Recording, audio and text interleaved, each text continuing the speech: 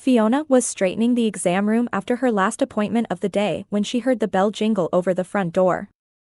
Maybe a new client? She walked quickly through to the reception room. Standing uncertainly near the door was Rachel Stolzfus, and behind her was a young Amish boy. For an instant Fiona felt as she had the previous Saturday at the auction, first icily frozen, and then scalded with hot embarrassment at the public snub. She forced her emotions under control.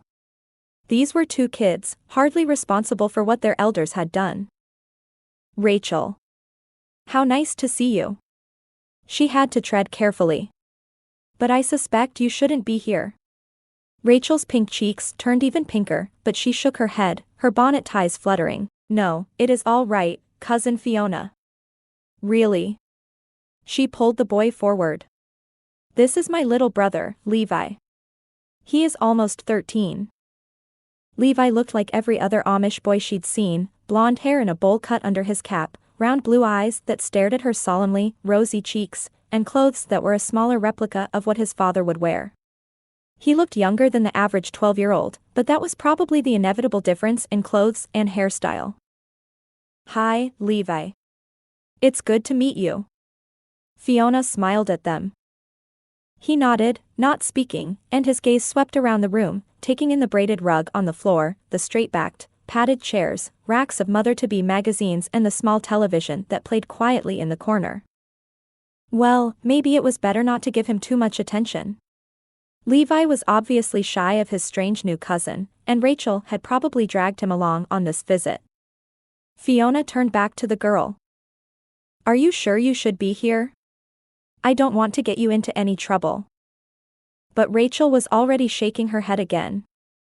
Aunt Emma brought us with her. She has some work to do at Ruth's. She told us she would be busy for an hour, and we should find something to do. She knew we would come here. Rachel beamed. So, you see, it makes no trouble. In other words, Emma had given the kids tacit approval to do what she wouldn't. Or couldn't. Fiona wasn't sure how she felt about that, but again, she couldn't take that out on the kids. She slipped out of her lab coat and hung it on the coat rack. Come back to the kitchen. I think it's about time for a snack. Levi glanced from the television to Rachel. She shook her head. Levi would like to stay here and watch the television, if that's all right, while we have a sit-down talk. That's fine. She didn't suppose a half-hour of daytime television could do him much harm, and the game show that was on seemed fairly innocuous. She led the way back to the kitchen, taking a mental inventory of her snack provisions. Probably not much there that would appeal to them. How about a peanut butter and jelly sandwich? She glanced at Rachel. I haven't had a chance to get to the store lately. Levi would love it. Rachel took her bonnet off and patted her hair. Maybe you and I would share one? That sounds good. Fiona got the makings out quickly, slicing the loaf of brown bread that one of today's clients had brought and getting out the peanut butter and a jar of strawberry preserves Miriam had given her. One thing about working here, she certainly wasn't going to starve, with all the gifts of food that were being pressed on her. Rachel took the plate with one sandwich from her hand. I will take it to Levi. Wondering a bit, Fiona looked after the girl as she slipped out of the kitchen. It seemed fairly obvious that Rachel wanted a private talk. But about what? Rachel was back quickly, sliding into the chair opposite Fiona at the round kitchen table. Her spotless apron and deep cherry-colored dress seemed to fit well with the simple aspect of the pine table. This is nice, Cousin Fiona. Yes, it is. And what is on your agenda, Rachel? Rachel stared down at the sandwich, not eating it. Cousin Fiona, will you tell me something? If I can, she replied, wary of promising anything she might not be able to deliver. Rachel's gaze met hers. Will you tell me how your mother died? For a moment Fiona couldn't speak. That was certainly the last question she'd expected from her young cousin. She swallowed hard. Doesn't the family know that? Rachel shook her head. Only that she is dead. That was all my grandfather ever heard about her after she left Crossroads. She blinked. But he could have found out more. If he'd wanted to know. Bitterness twisted. He could have found out about me, that was what she really wanted to say. That is not the Amish way, you see. Accept what happens as God's will. Don't question. That is our belief. But you do question, don't you, Rachel? She'd glimpsed a bright, inquiring mind in this young cousin. Rachel shrugged. I try not to. But I see our grandmother's sorrow, and I wonder if it might have been eased if she'd known more. Maybe you're right. She took a breath to release the tightness in her throat. My father only ever told me that my mother died after I was born. When I was old enough, I found out more for myself. You needed to know, Rachel said. She nodded, trying to frame the words. This was harder than she'd thought. Apparently she never adjusted to being away from here. She was sad, crying a lot. After I was born, she developed an infection while she was still in the hospital. The doctor I spoke with said that she just seemed to give up. I guess she didn't want to live. Even for me, the little voice in the back of her mind said. Even for me. Rachel's warm, strong fingers wrapped around hers. I'm sorry. Sorry that you never knew her. That your father had all the care of you. She shook her head. My father couldn't take care of me. He put me in foster care. Foster care. Rachel frowned. That is when a relative takes care of the children if the parents can't. Maybe in Rachel's world that was what happened. We didn't have any relatives in California. I was placed with strangers, not family. Judging from Rachel's expression, that concept was beyond her understanding. Her blue eyes were wide, protesting. I was well taken care of, she went on quickly. After my father remarried, I went to live with him. And then you were happy. Rachel obviously wanted a happy ending to the story. You have brothers and sisters, a real family of your own. The innocent words hurt, but she wouldn't let Rachel see that. 1 brother, 2 sisters. They're quite a bit younger than I. Rachel nodded sagely. I know what that is like. Levi, he wishes to follow me everywhere, as if it is time for his rumspringa, not mine. Fiona smiled, relieved the subject had moved away from her parents. He probably envies you. He must wait until he is older. Rachel sounded severe. He doesn't yet have good judgment to make decisions. Her smile sparkled suddenly. Tell me about college. You went to college, yes? Yes. I went to college to study nursing. And after that, to become a midwife. It was hard work, but fun, too. You lived in a dormitory, with other girls, and went out on dates. Rachel happily construct the life she thought Fiona should have, and you have traveled? She opened her mouth to talk about her summer at a mission in South America and closed it again, remembering Ted's misgivings about exposing Rachel to the outer world. It wasn't her place to make Rachel long for a different life, even if it might seem natural to her. Natural to her, yes. But would such a life really be any happier? She didn't know the answer to that. A little, she said evasively. Mostly I studied. And then I worked at a birthing clinic in San Francisco before I came here.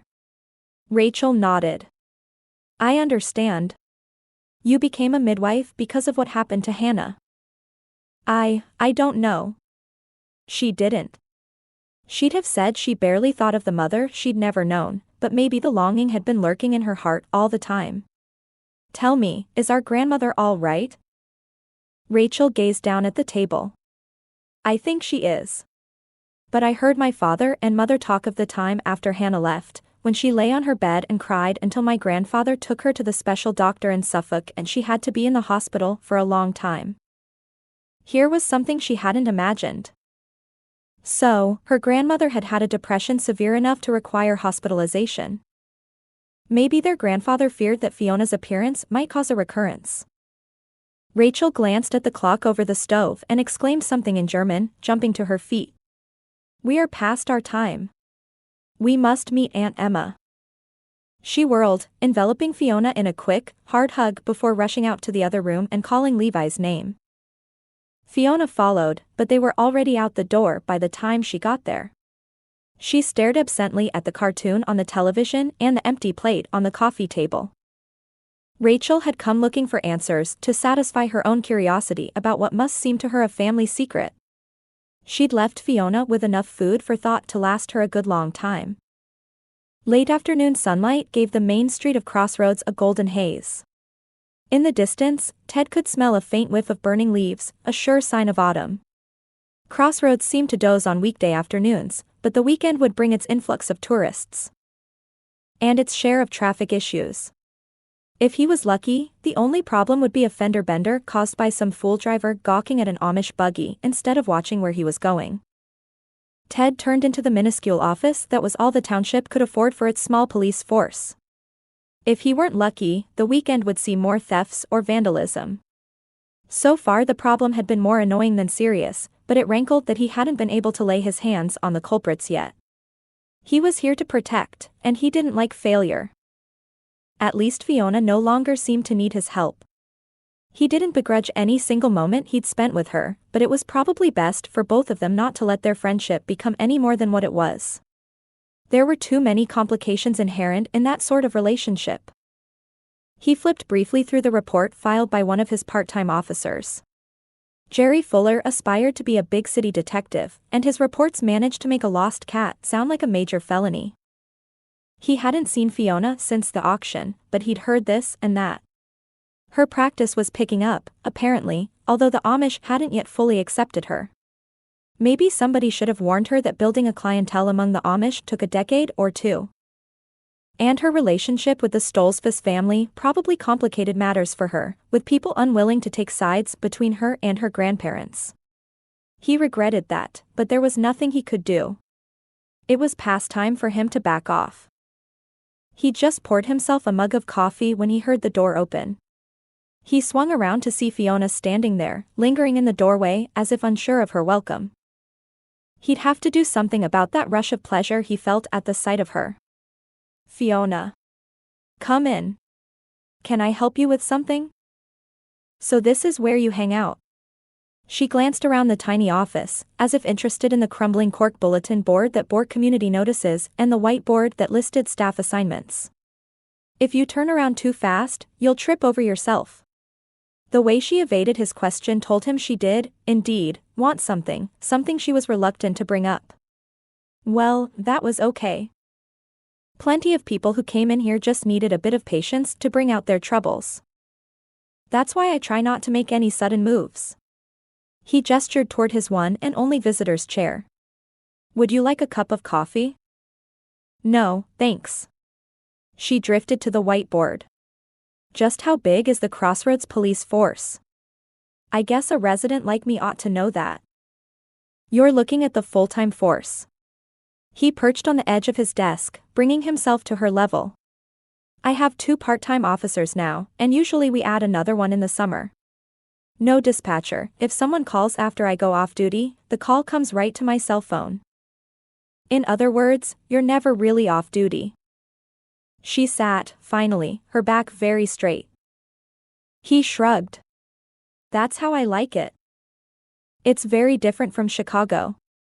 Her gaze slid away from his, as if she regretted expressing so much interest. You mentioned you'd started in police work there. Yes. That came out more abruptly than he meant it to. He didn't care to discuss with Fiona, of all people, why he'd left the Chicago force. Crossroads police work is different. I suppose it looks like a hayseed operation to you. Her clear gray eyes widened. Not at all. I'm impressed that you can manage everything you have to handle. It can't be an accident that this is the most peaceful place I've ever lived. Usually. He shrugged, trying not to feel too pleased at her praise. I wish I could say nothing ever happened here, but then the township wouldn't need me. Is there a crime wave going on? She said it as if the idea were absurd. He shrugged. Right now the only pressing cases are a missing dog and a few incidents of vandalism. The dog will probably find his own way home, but I'd love to lay my hands on the vandals before they graduate to something more ambitious than knocking over outhouses. I guess I'm lucky I don't have an outhouse. A smile curved her lips at the thought. He tried to ignore the effect of that smile. Maybe you're not worried about an outhouse, but you didn't come here just to chat. Not that I don't enjoy it. The smile slid away. Yes. She clasped her hands in her lap. At the auction last Saturday, something happened. He leaned toward her, elbow on his knee. Tell me. Some boys had jostled me, spilling my hot chocolate. Otherwise, I might have been watching where I was going more closely. As it was, I nearly walked into Emma and my grandmother. She took a breath, as if it were difficult to say. They both turned their heads and walked off as if I weren't even there. I'm sorry. He kept the words gentle, sensing the pain the event had caused even though she didn't exactly admit it. But your grandmother, I know. She looked up, her gaze zoning in on his face. Rachel came to see me. With, apparently, Emma's tacit approval. She told me about my grandmother's illness. Was she blaming him for not telling her? He couldn't be sure. The family never talks about it, he said. Are they ashamed of emotional illness? Her gray eyes flashed. Not ashamed, exactly. How to explain this to an outsider like her? The Amish way is to accept what happens to you as God's will. Your grandmother wasn't able to accept Hannah's leaving. It took some time for the family to realize that her reaction needed medical intervention. Pain shadowed Fiona's face. Rachel said she was hospitalized for a long time. He nodded, wondering whether she was hurting for her grandmother, her mother, or herself. I don't remember it, but I guess so. I'm sure that's why they're all trying so hard to protect her now. You think it's wrong for me to want to see them? Her gaze challenged him. Not wrong, he said carefully. I just think it might be unwise. You have to be cautious. She surged out of her chair so suddenly that the movement startled him. Be cautious. Be patient. That's all anyone will say to me. He rose, playing for time, trying to decide what to say to her. That's the Amish way. Her hand slashed, seeming to reject that. It's just prolonging the agony. Maybe I ought to go out to the farm and confront them. No, he hurt for her, even as he worried about the family. Fiona, you can't do that. If you force the issue, you may never get what you want. You don't know what I want. The fire in her was so intense he could feel it. I am not sure I do. He shook his head. You want to talk to them. Your grandparents. To resolve your feelings. For a moment longer she glared at him.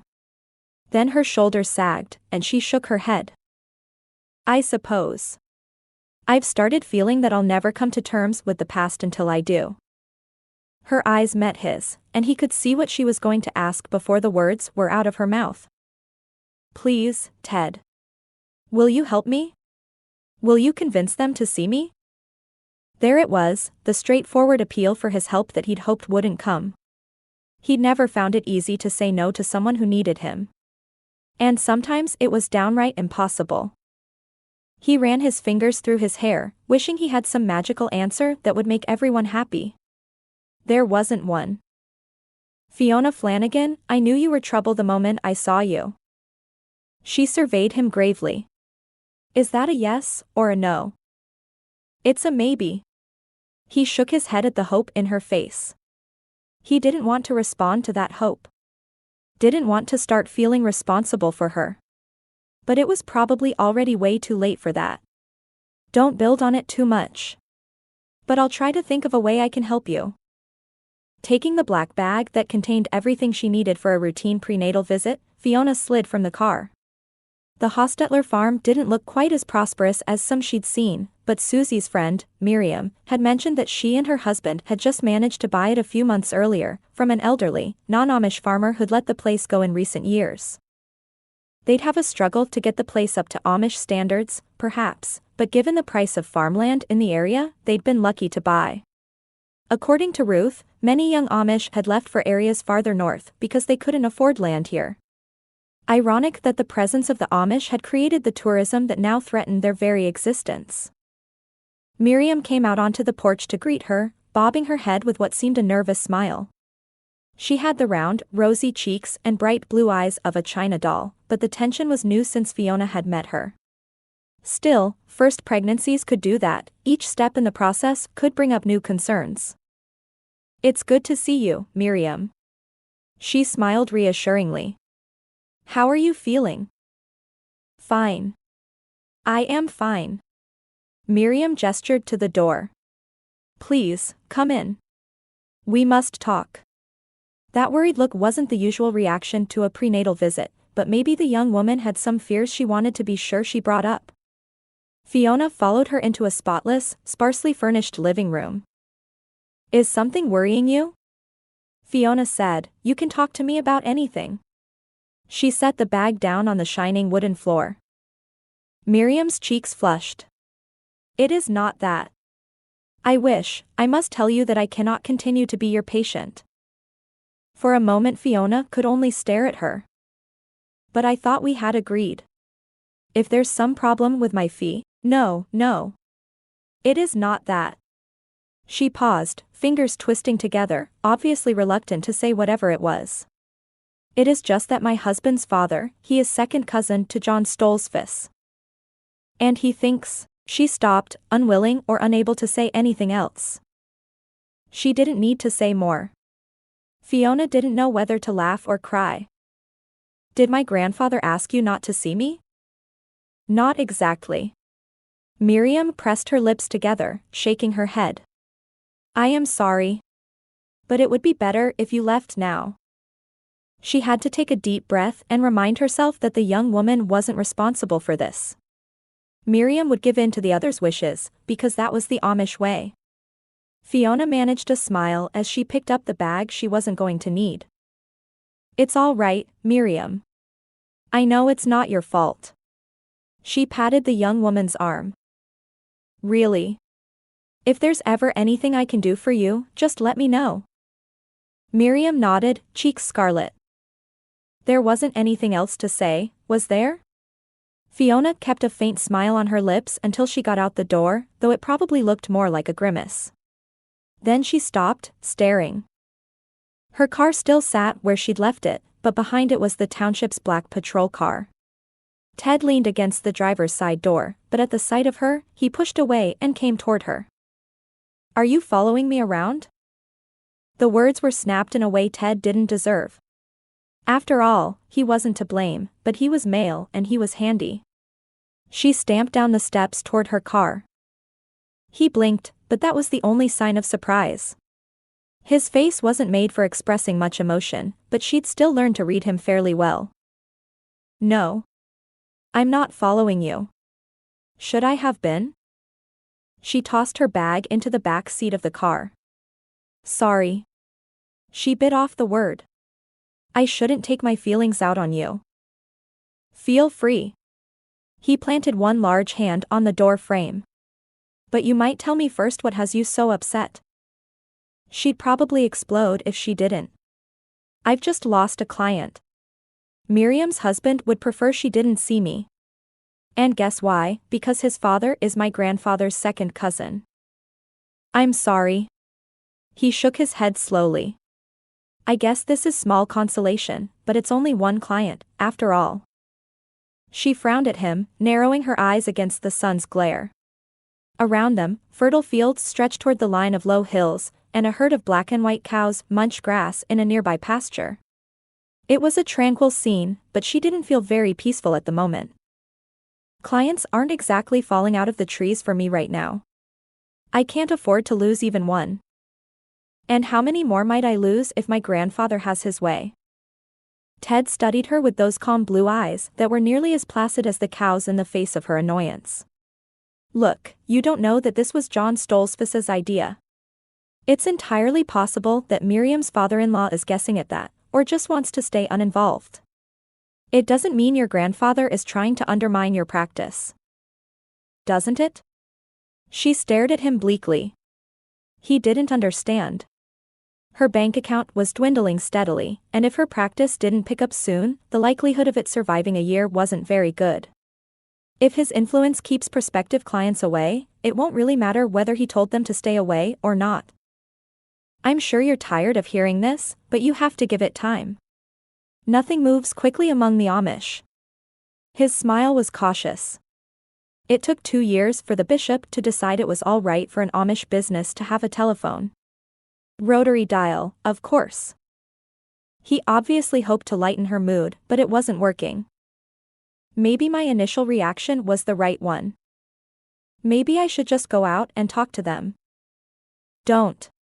He moved then, so quickly that it seemed his casual attitude was just a pose.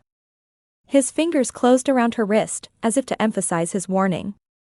His hand was warm and strong, and she could feel her pulse accelerate against it. He must have felt it too. Almost without her will, her gaze lifted to his. His blue eyes darkened as his pupils dilated, and a current flowed back and forth between them where their skin touched. They stood motionless, caught in the moment. His muscles tightened, as if he'd pull her against him. She should pull away, but something seemed to push her toward him. The faintest of movements would have her in his arms. He shook his head, as if surfacing from underwater. I'm sorry. He let go of her wrist slowly. I know I can't tell you what to do. He seemed to have trouble getting back to the conversation. She understood. Her heart was beating so loudly she could barely concentrate. It's all right. Her voice sounded husky, and she cleared her throat. You're trying to be fair to everyone. But I just don't know what else to do. Maybe there's another way.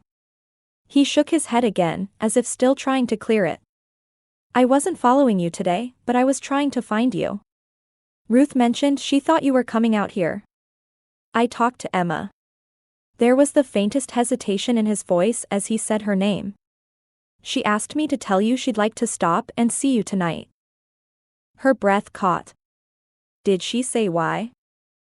No, but that's a good sign, isn't it? He so obviously wanted to make things right for everyone that it touched her. The big, tough cop had a heart like a marshmallow. Maybe. She couldn't allow herself to hope. It wasn't safe to risk her happiness on other people. They so often let her down. She'd learned that before she'd learned to walk. I guess I won't know until I see her, will I? Did she say what time? He shook his head. Probably whenever she can get free after supper. Or when she can make some excuse. It was ridiculous to think that her own aunt had to sneak around in order to visit her. At least she's coming. His fingers brushed hers lightly, setting up a tingling that rushed across her skin. Be happy with that for now. All right? All right. Her fingers brushed his again, in spite of herself. I'll try. The flicker of hope she felt startled her. She'd better be more careful. If she spent too much time with Ted, she might actually start to believe in all those old-fashioned things he so obviously valued, things like family loyalty and happily ever after.